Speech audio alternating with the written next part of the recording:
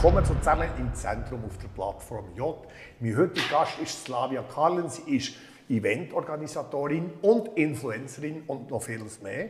Eine interessante Person, die ich seit Jahrzehnten kenne und gleich nicht richtig kenne. Das sagen mir auch Leute, die auch sagen, ich kenne Slavia, aber ich weiß gar nicht so viel über sie. Ist das so ein bisschen Absicht von dir? Nein, ich glaube es nicht. Ich bin mehr oder weniger ein offenes Buch, wenn man mich fragt.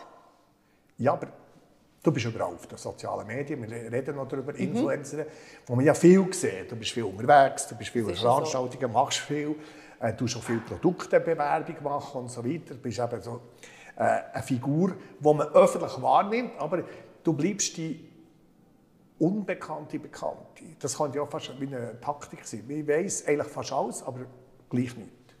Okay, das wäre mir jetzt eigentlich so nicht aufgefallen, aber das denken wir jetzt heute auf. Genau, es ist ja so, dass eigentlich die Eigenwahrnehmung anders ist als die Wahrnehmung von anderen Leuten. Und ich bin sehr gespannt, was du mir jetzt da noch aus mir rauskitzeln. Aber reden wir doch mal zuerst über deine Tätigkeit Influencerin, oder? Das war ja früher eine Krankheit, Influenza. Ja. Heute, ich tue mich auch nicht so bezeichnen. Als was denn? Also für mich ist also Influencer immer ein bisschen negativ konnotiert. Das heisst, ich will die Leute beeinflussen, was ich nicht will. Ich will die Leute inspirieren und informieren. Sie sollen doch bitte ihr Hirn selber einschalten.